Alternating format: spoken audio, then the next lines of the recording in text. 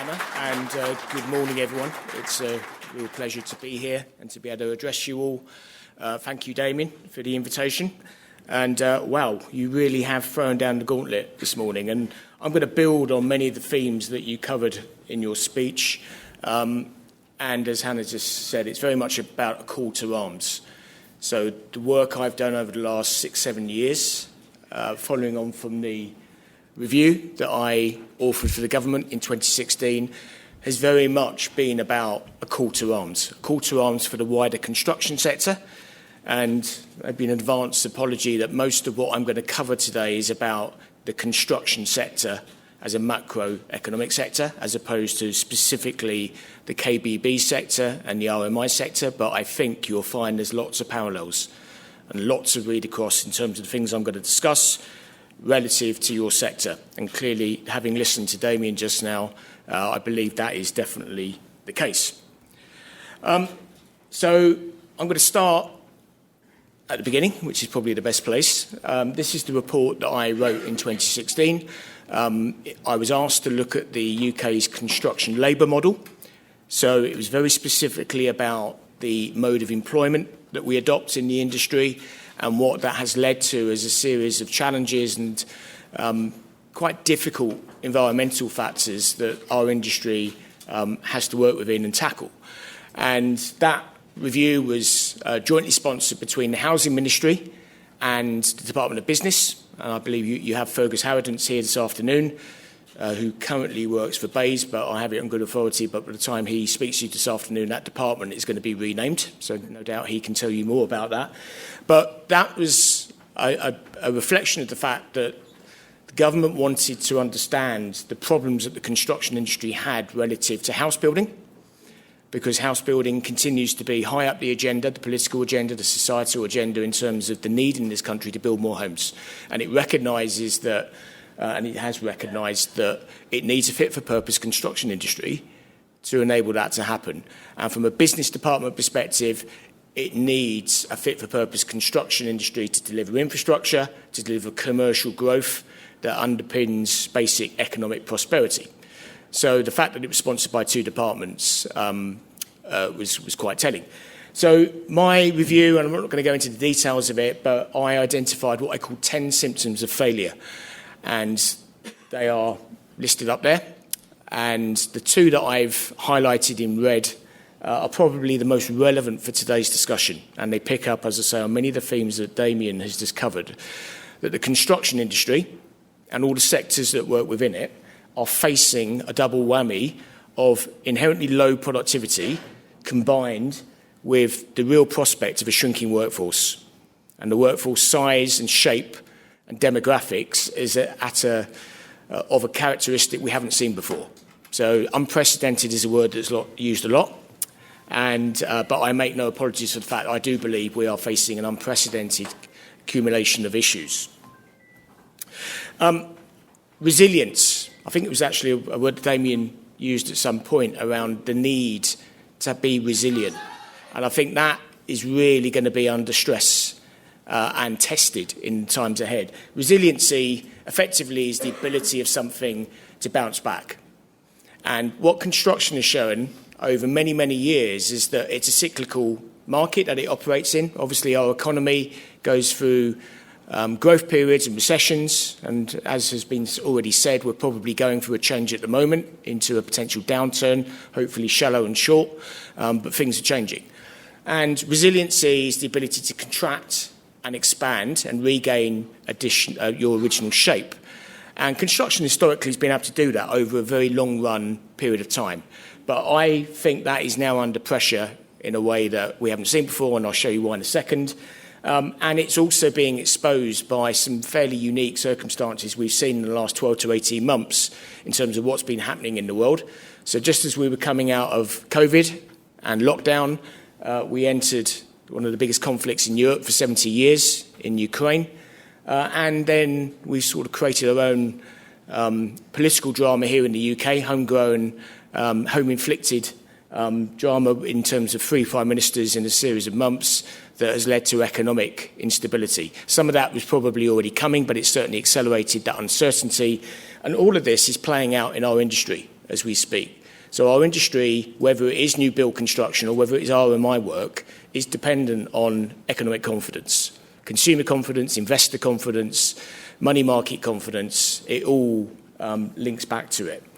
And coming back to this resiliency point, the ability to expand and contract, that graph there is UK construction, total construction employment, including the element that works in RMI, over a 40-odd year period. And you see boom and bust as you do, as it maps onto economic cycles. But what is really telling is that the peak employment from the global financial crisis to pre-COVID did not increase, which it has done in every other cycle.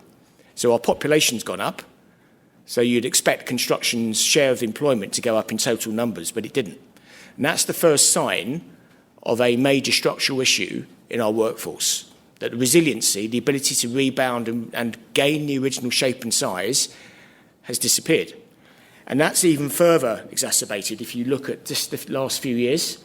This is pretty worrying in terms of the attrition that we're seeing in construction. So from global financial crisis 2008, nearly 2.6 million employed in the industry, through to coming out of COVID at the end of last year, 2.16 million. We've lost 11% of our workforce in just 3 years. So some of that's demographic. We have an ageing workforce that's already been picked up. Some of it is around the fact we're not replenishing that workforce with new talent. Some of it is the economically active workforce. COVID has accelerated some people leaving the industry, and other people making life choices as to whether they want to work in certain sectors or work full-time, etc. So this should be extremely worrying to everyone. And this is not just a construction issue, actually. This is across all economic sectors. We're facing this workforce squeeze. And also, we have a sort of unique further combination of circumstances that construction is particularly exposed to, which is the sort of geopolitics of Brexit and the labour mobility issue that we've been quite dependent on, particularly here in London and the South East, where a large chunk of our workforce has been EU migrant dependent. So that has effectively closed off, or it's been largely reduced. Ukraine has further exacerbated that, and that's made worse by the fact that the younger bit of our workforce over the last 10 to 15 years has actually been the EU element. The UK domestic workforce is the older element of our workforce if you look at it on a demographic slice. So what it's done is the bow wave of demographic ageing has now got more accentuated, and we're not replenishing at the rate we should be for the younger demographic. Again, sort of fairly chastening set of circumstances. This is a survey by the CITB, the Construction Industry Training Board, that came out 2 or 3 weeks ago. And, you know, it's all well and good to say that we need to employ more people, and that we do. And it's all very, very well to set out what is the skills gap in terms of the number of people we need to recruit. And that's what this exercise tries to do in terms of the different trades. And you see sectors that are relevant to you. So interior fit out is up there, electrical, plumbing. They're all highlighted with quite significant numbers of new people needed in the industry every year. But putting it up there as a graph doesn't make it happen. And I think that's the problem we now have. We have a reality gap in terms of the need of the industry and the actual likely prognosis based on the set of circumstances we find ourselves in. And this is important, and a lot of the work I've done with government over the last 7 years, particularly for the Department of Levelling Up, as it's now called, but the Housing Ministry generically, has been recognising that we need to do more with less people, but at the same, if not higher quality. So historically, lots of those variables have been they move around, one at the expense of the other, and all of a sudden we're in a world driven probably by societal change and other aspects around regulation, including climate change and environmental standards that has already been spoken about, where we need to do more, probably with less people, to a higher standard. And political imperative is starting to bear down on that, and all of these reports reflect on that. So it's actually, you know, a bigger issue than this is not just a headcount issue. We're having to do better with less people. So the two things often have gone diametrically opposed. And the risk of not growing a workforce and not being more productive, going back to my Farmer Review 2 highlighted areas, is that you stress the industry. And when you stress the industry, things go wrong. And what you see here is a series of headlines in mainstream media about failure. particularly around quality and particularly around new build housing, but it's also applicable to RMI sector. And this is a major reputational and brand risk issue for business and industry. This is not something that you can ignore. This is actually the make or break as to whether you have a future-proof business that's fit for purpose. And it's also, as I say, it's particularly played out in the new build housing sector. The volume house builders have come in for a hell of a lot of stick, in many instances quite rightly, around the quality of what they're delivering. It's one of the biggest investments anyone ever makes in terms of buying a house, and we accept quality less than what we would in buying a new car, for multiples of what you actually spend. And some of the visual representation of what is deemed to be acceptable is quite shocking. And it includes the KBB sector, particularly in the advent of social media, the likes of TikTok and Twitter and LinkedIn. Everyone's exposed to this, and it becomes a reputational issue, and Damien mentioned this. What's also quite interesting, as a bit of a prelude for some of the other things I'm going to talk about in a second around productivity and methods and modernising how we do things, is that COVID threw up quite an interesting observation about how our industry works. So we went from business as usual, just as lockdown was starting to occur, into a complete stop.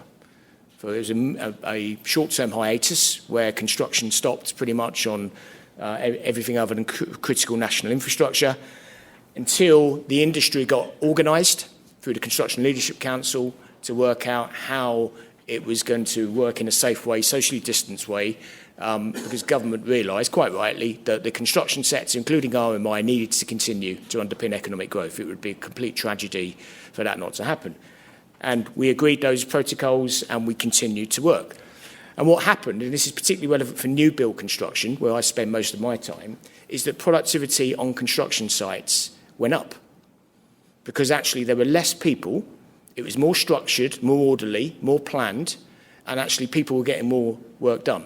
So team productivity went up. Total output in the industry was under pressure because there was less people, and our industry's got used to a model of flooding the workplace with people to pick up the low productivity that we're used to. So quite an interesting observation. All the anecdotes I have from construction professionals and senior people in the contracting industry is that we have now gone back to where we were pre-COVID. Even in the space of a year post-lockdown, our productivity's fallen away again to where it was. I talk a lot about MMC. MMC is modern methods of construction, and it's particularly relevant again to new build. It has less application, but it is still applicable to RMI and to home improvement works. But it's about the methods that we adopt. And it's also fundamentally about the difference between manufactured products and installation processes. And productivity for your sector is about how efficient and productive the install process can be relative to the manufactured products you're installing. It's the ratio of materials to labour. And some work I did with government back in 2019 was to define MMC, modern methods of construction. And this is a formal definition framework. I'm not going to labour it other than to say that it starts to expand the idea of what MMC really is. A lot of people think modern methods is about modular construction, and it's a common link to the idea of modular homes and modular apartments. Politicians often actually make that mistake as well. They assume that modern methods is all about modularity, and I'll come back to that in your sector in a second. But this was an important start point in terms of having that debate. And as I say, it was all about the difference between what you do on-site and what you do off-site. So the on-site install, if you're in someone's house, you have to be in someone's house to physically improve, whether it's their bedroom, bathroom, kitchen, whatever. But actually the way in which manufactured products are put together and the ease in which they're then assembled on site is a critical element of productivity. So if you can do more with less people, then you're starting to address some of the issues that I've already highlighted. So the categories of modern methods span everything from just doing more in the factory, modularising and pre-assembling, through to actually improving the processes that you apply on site. And it's the whole combination of all of those things. And targeting them across the whole aspect of what we build, starting in the ground for new build. So foundations can be pre-manufactured and precast, into the fabric of the building, the structure that we build, and importantly for your sector, into the fitting out and the plumbing and electrical and public health works that go into lots of installations. There's ways in which you can reduce labour per unit of work installed, which is really important to overcome this productivity challenge. So it takes some of the pressure off how many people we need to attract and employ in the sector.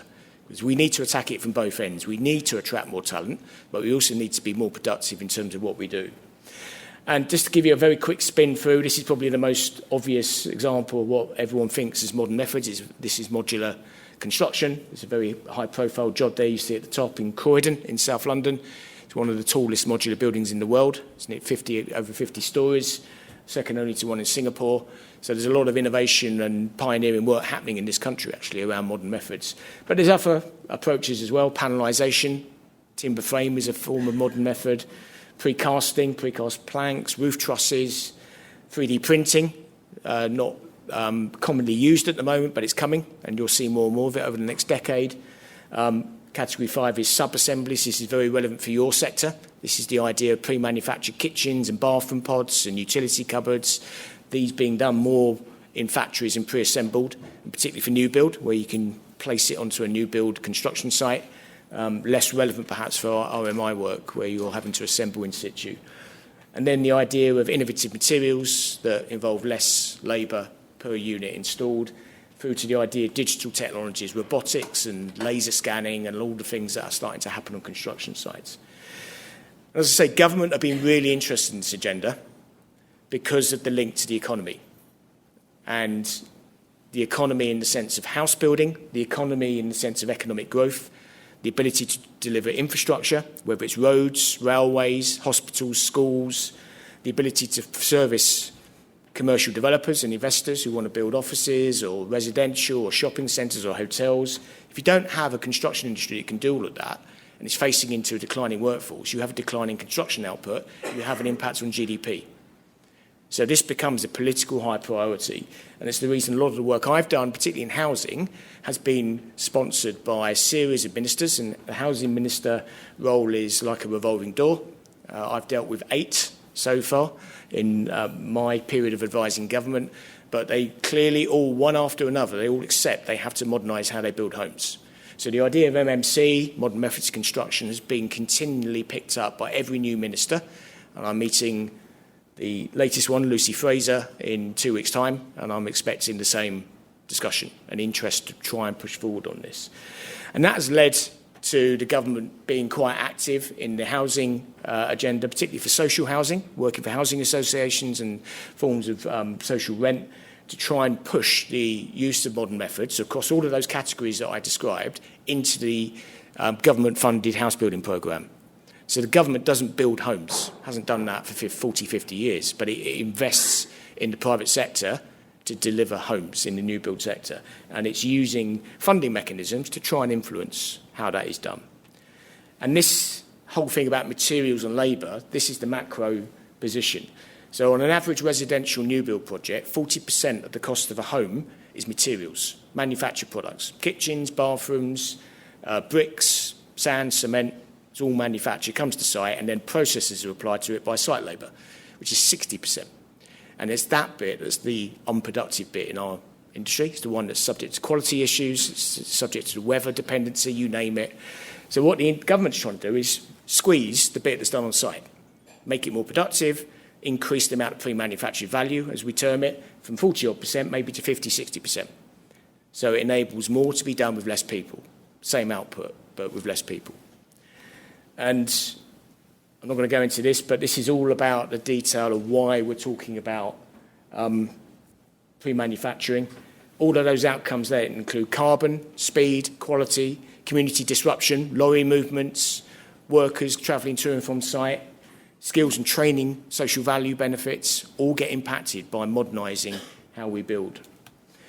And this is all really relevant for you in the room, because actually it's the kitchen industry that has actually stood out across all of the sectors that happen in general construction in terms of embracing the idea of modularity. So modular construction is not just about a whole house coming on the back of a lorry. A brick is a module. So a brick and a block is a modular concept. In the kitchen industry, you've embraced modular through your dimensional protocols in terms of your wall units, your base units, your carcassing sizes. That's been aligned to white goods. It's all modular. It's the same dimensions everywhere you go. All the manufacturers align to the same dimensions. You don't see that in any other sector, really. So it's quite a unique sort of trailblazing element that your sector's been involved with, and I'm not quite sure the history of it, but it's come about and it's stayed and it's stuck. And it's a really good precedent. And lots of people talk about this as being something that other people need to learn from. And some work I was involved with, and Fergus might talk about this afternoon, the business department was involved in obtaining funding for construction to innovate and change how it does things, which was called the construction sector deal. Transforming construction was about £170 million worth of money, taxpayer money, injected into the industry to try and modernise how we do things. And this was a project, it's a new build project, but it actually included lots of relevant aspects around the KBB sector to try and understand how you might put a house together differently. It was sponsored by Barratt, the house builder, London Quadrant, the housing association, Stuart Milne, the house builder, and a roofing SME contractor. So it had big volume house builder SME input. And what came out of it relevant for your sector was the fact that all of the developers involved in the study recognise that the bathrooms that they design are all variations on a theme. The dimensional changes that they have in their bathroom types, if you plot them, which is what those scatter graphs are doing, they're all pretty much of a muchness. And every time you change the dimension of a bathroom, you change the setting out, you change all of the install protocols and how difficult it is for the site teams to have to reset out and recalibrate how they're laying out their bathrooms and their sanitary ware and their tiling and the joinery. Massive impacts on productivity. So, why don't you standardise amongst developers standard bathroom layouts that become high repeat modular approaches that installers can get more and more efficient on, and you use scale to sit behind it. Multiple developers sign up to it, which is one of the recommendations that came out of the report. Barratt are starting to roll this out across their entire programme and looking to bring other house builders on that journey. So for KBB installers operating in the new build sector, this was something that would improve productivity. And just sort of bringing this to the whole concept of, where is this taking us in the future? It's quite interesting that contractors, tier one main contractors and house builders, who for many years have pushed back on the idea of modernising how they build and have been quite used to and familiar with site-intensive trade labour in an artisan sense, the sort of usual split of trades that we operate in, have all started to realise that they're running out of people. To give you an idea, the last 12 months in my business, so I operate a consultancy business here in London, about 100 people. We work for some pretty big developer and investor clients. We've now had, for the first time in my 30-year career, jobs that are becoming physically impossible to build because you cannot get the peak labour onto site that is required on the labour histogram to deliver the output that contractors are programming for. That's never happened in my career, ever. And you can throw money at it, and that's what's happened to a large degree. Wage inflation is through the roof. Trades are in London are over £1,000 a week average, any day of the week, and actually a lot more than that. But it's not actually producing enough people. It doesn't matter how much money you throw at it. Actually, there's not enough physical people out there. And also the skills gets more and more variable. You just suck people in that are not up to, they haven't got the skills and competencies to do the job.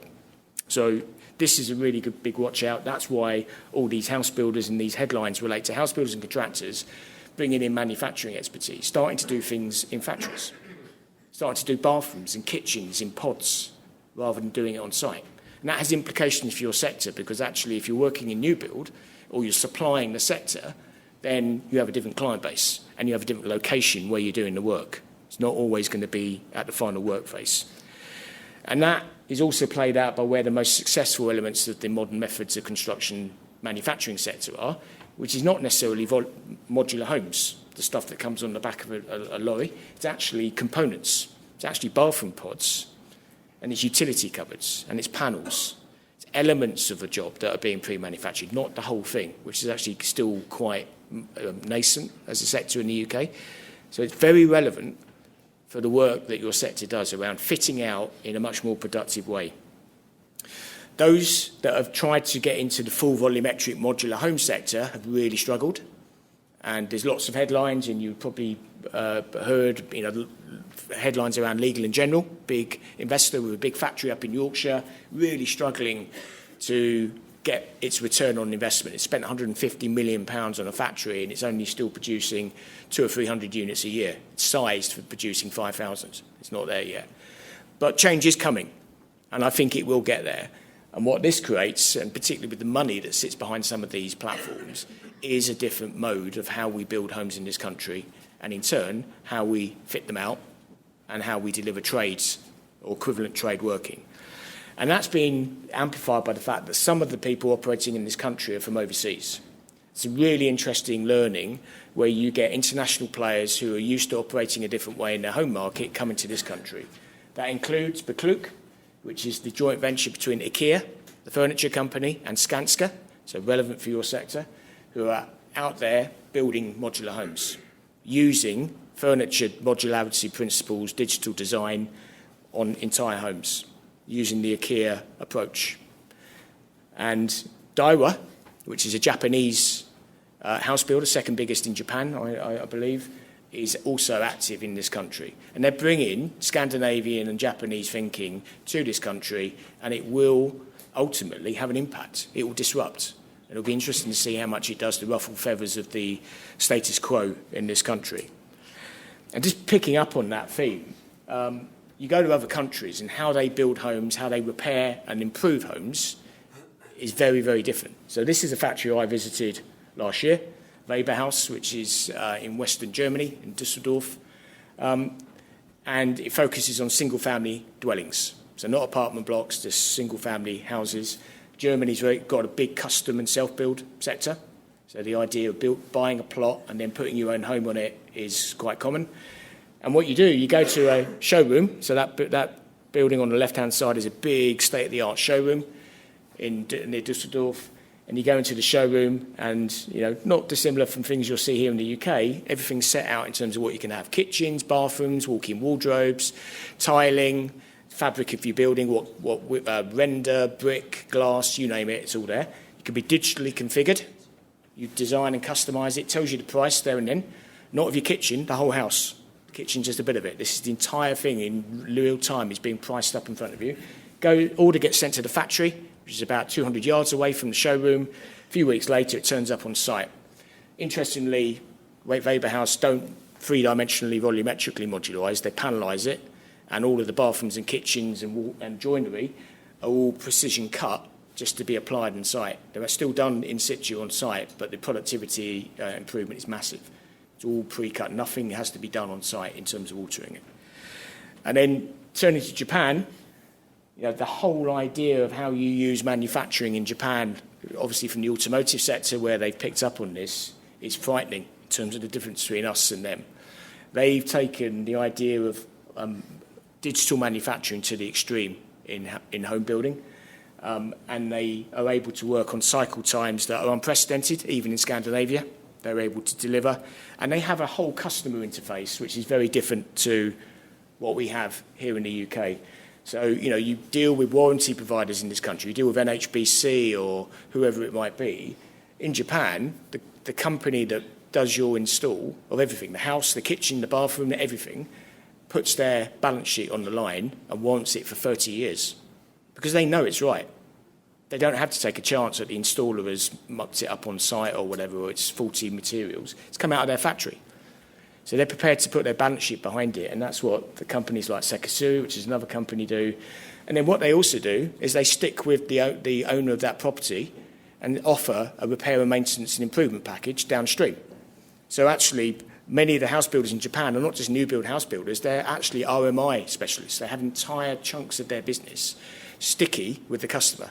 In 10 years' time, they go in and refit the kitchen. They do the same with the bathroom. They extend the warranty period because they've been in control of it. It's a completely different approach to consumer interface that they have, which our country, for some reason, hasn't been prepared to adopt and accept. Again, bit of disruption, maybe we'll get there. And I'll close with just some thoughts around this really thorny issue on people. Because ultimately, I've spoken a lot about methods, productivity, manufacturing, actually it comes back to people. As Damien said in his remarks, we have to think about how we're going to attract more people into our industry. The way in which we put KBB sector goods together is a really important part of that narrative. It's not just necessarily working in people's homes. It's not necessarily working on new build construction sites. It might be working in factories around consolidation. It might be working in the lights of ILCA or Legal and General, good working conditions, payroll, not self-employment, high productivity, the idea of multi-skilling, different types of skills being involved. And our government, I think, has a role. If there's one thing our government does have a role to play, is give clear guidance to the sector as to what its policy is going to be on how it's going to support or otherwise the sector. And one of the big things that we've gone back and forth on is lots of industry lobbying to relent on Brexit and migrant labour. That's one way of dealing with the issue. Just open the floodgates and bring low-skilled migrant workers in.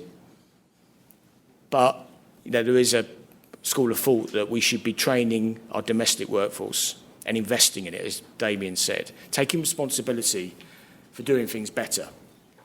And apprenticeships are at the heart of that. Vocational skills and training are at the heart of that. There were some early signs that we're starting to see that equalisation between academic, university-led education and vocational apprenticeships. That's good. It's the way it is in Germany, for instance. There's much more steam with being an apprentice there than and on a par with being a graduate. We need to keep pushing on that. There's work that needs to be done. So I was saying to Damien earlier when I went on the website Institute for Apprenticeships and looked for stuff in your sector, these are the only two standards that I saw on the website, and both of them are not live. So there's a whole piece that needs to be done around recognised apprenticeship standards for your sector that enables young installers, or maybe not so young, people coming into the sector to have a recognised training standard that is mobile, moves them around the industry, they can move from employer to employer, and gives them a standard to work to. And it is that thing about standards, which again Damien mentioned, which I think is really important here. Because going back to some of the poor quality work that has been happening in the sector, including in RMI, you have to have a barrier to entry. So there's a big debate to be had about how you apply that in your sector. So the FMB, Federation of Master Builders, you might have seen the work they've been doing on trying to create a licence to build. They've lobbied government quite hard around creating barriers to entry so no one can just call themselves a builder. At the moment, that's what you can do. Just turn up and be a builder, a bathroom installer, a kitchen installer. There's no regulation around that. So licensing, creating a sense of badging your workforce and your companies that are reputable and do good work is a really important element of this. And it's quite clear to me, having listened to Damien and also just been on the website and done a bit of research around your sector, that BiKBBI is playing a really important role in leading this.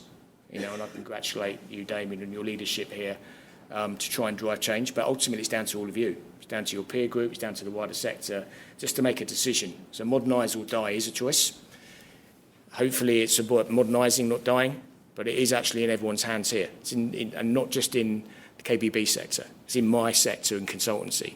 Every sector has this challenge around making choices, deciding what we do. Do we invest in human capital? Do we get more productive? Do we embrace technology? Or do we just sit there and accept what's coming? Because the prognosis, as I've said at the beginning of this presentation, around workforce and the wider economic challenges is difficult. So I think we have no choice but to act. So I'll leave it there. Thank you. That was, for me, quite a lot of material I covered there. I hope I haven't sort of overawed you. But as I say, it's been a real pleasure to be able to talk to you. Thank you.